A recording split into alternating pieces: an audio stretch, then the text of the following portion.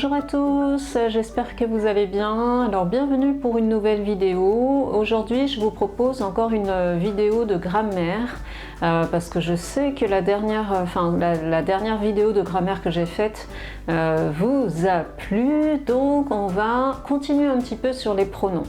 Et on va voir plus particulièrement aujourd'hui les pronoms relatifs qui, que, dont, où. Alors, je vous rappelle, parce que j'ai eu des commentaires sur le tableau pour me dire qu'on ne comprend pas ce qu'il y a écrit sur le tableau, ou alors je n'arrive pas à lire ce qu'il y a écrit sur le tableau. Je vous répète que ce que j'écris ici, c'est plutôt pour moi. Oui, je sais, je suis très égoïste. C'est plutôt pour ne pas oublier des choses pour vous et pour faire votre vidéo. Si vous voulez avoir la leçon correctement écrite, vous devez aller sur le blog. Ça ne coûte rien, vous n'avez qu'à vous inscrire et vous aurez la leçon correctement écrite, bien évidemment, puisqu'elle est tapée, et vous aurez les exemples, etc., etc.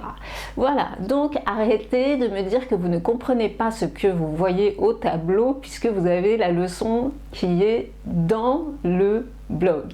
Voilà, j'espère que maintenant les choses sont claires. Bon, donc on commence avec les pronoms relatifs et on va commencer tout de suite dans le vif du sujet avec donc les pronoms.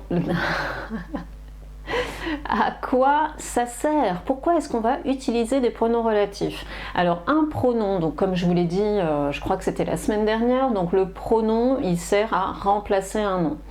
Et là, donc le pronom relatif, il va, alors c'est super parce que en fait il permet de, à partir de deux phrases, de n'en faire qu'une seule phrase. Donc à partir de deux phrases, on va faire une seule phrase. Pourquoi, vous allez me dire, pourquoi est-ce qu'on va utiliser un pronom relatif alors qu'on peut faire deux phrases? Oui, c'est vrai, ça c'est une bonne question. Donc, mais je pense qu'à un certain niveau de français, lorsque vous arrivez à un certain niveau, de faire de petites phrases toutes courtes, ça ne suffit plus. Il faut faire des phrases un peu plus longues. Donc c'est ce qu'on appelle des phrases qui vont commencer à devenir complexes. Complexes, ça veut dire qu'ils vont être un peu plus longues et où on va utiliser bien sûr des pronoms relatifs par exemple.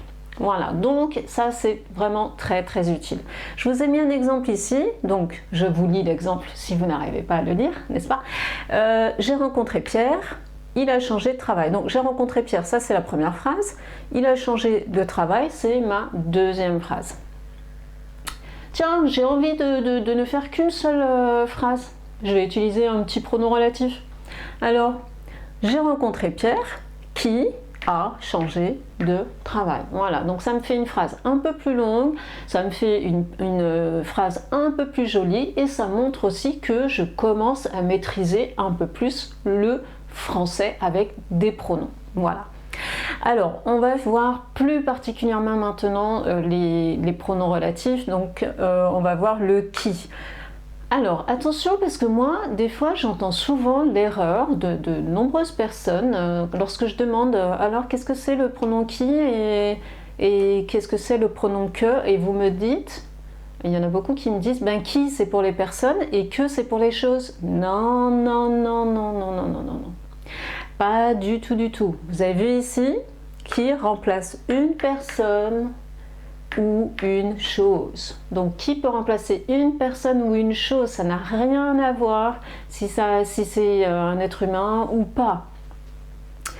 Et le pronom qui est sujet du deuxième verbe. Je vais reprendre l'exemple ici que j'ai écrit.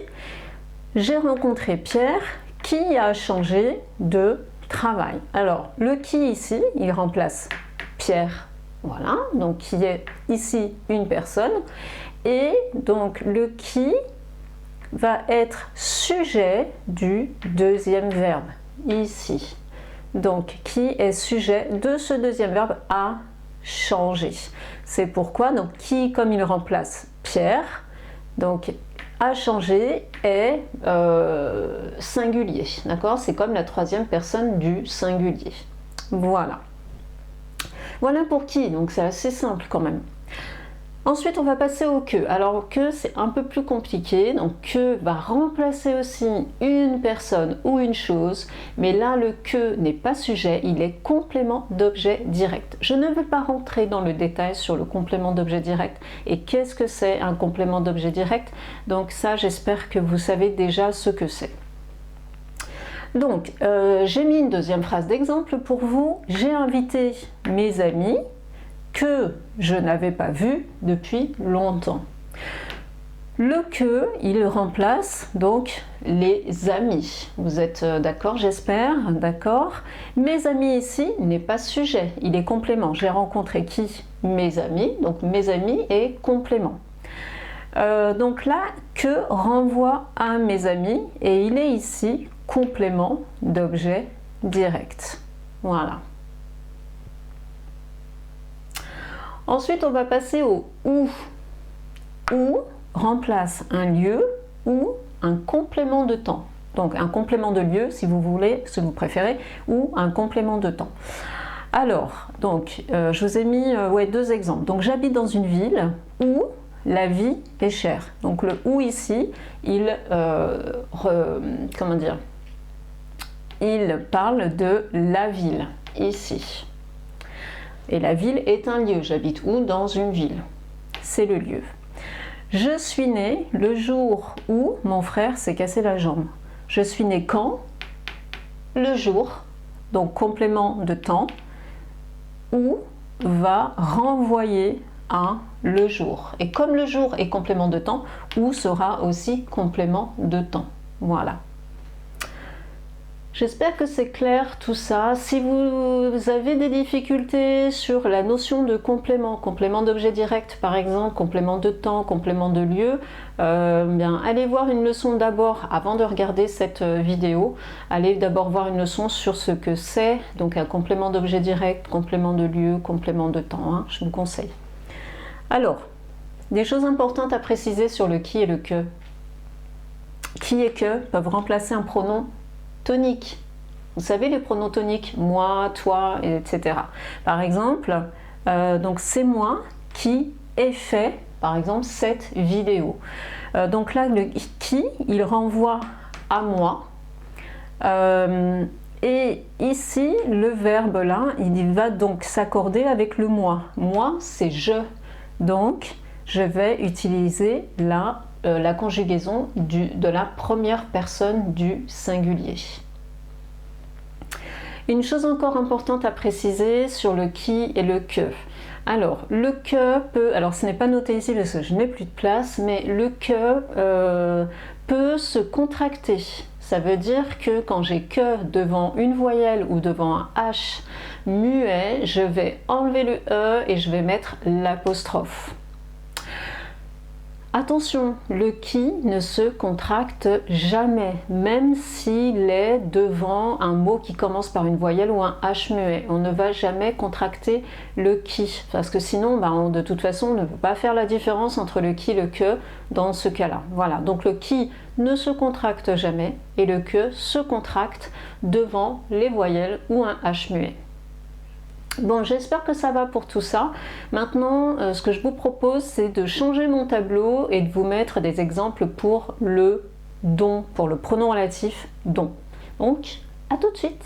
On est là pour la dernière partie de cette leçon. Donc maintenant, on va voir le dont, le pronom relatif dont. Alors, dont remplace une chose ou une personne. Donc comme les autres pronoms relatifs, c'est-à-dire qui, que et que. Pardon. Dont peut être plusieurs choses. Dont peut être complément d'un verbe construit avec de. Alors, par exemple, je parle de ce film. Je peux faire la phrase comme ça.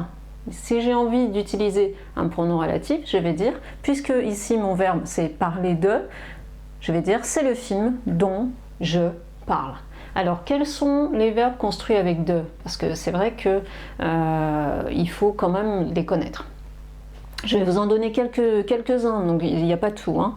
Par exemple, donc parler de, avoir besoin de, avoir envie de, avoir peur de, faire partie de, manquer de, se méfier de, parler de, ça je vous l'ai déjà dit, s'occuper de, se servir de, se charger de, se souvenir de, se séparer de.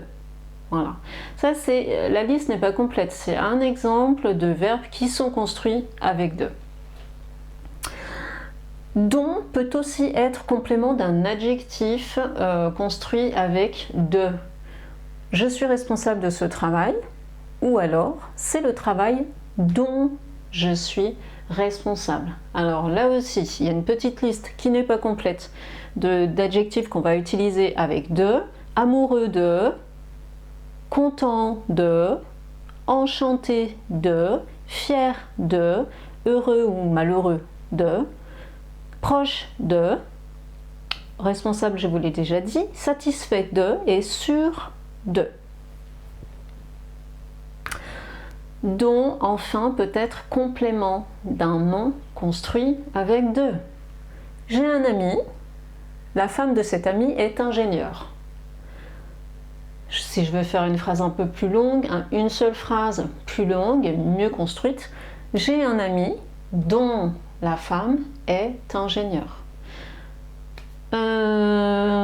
Voilà, et bien c'est tout. Attention aussi, donc on n'utilise jamais d'adjectif possessif après le don. Donc ça c'est quelque chose à savoir, on n'utilise jamais d'adjectif possessif après le don. Par exemple, je ne peux pas dire j'ai un ami dont sa femme est ingénieure. Ça ne se dit pas, on ne peut pas le faire. Voilà, dont la femme est ingénieure. Écoutez, c'est tout pour les pronoms relatifs. Donc ça, ce sont les pronoms relatifs simples, donc qui, que, où et dont. Je ne sais pas si je vais faire les pronoms relatifs complexes, composés. Ça dépend aussi un peu de vous, dites-moi ce que vous voulez. Si vous voulez que je fasse encore une leçon sur les pronoms relatifs composés, je pourrais le faire. Après, ça dépendra de la demande. Si j'ai peu de demandes, je ne le ferai pas. Je ferai de toute façon autre chose. Forte demande, voilà, je pourrais faire une vidéo sur ce thème-là. Voilà, mais écoutez, j'espère que cette leçon vous aura plu et que ça sera utile pour vous. Moi, je vous souhaite une excellente journée et je vous dis à très bientôt pour une nouvelle vidéo. Salut!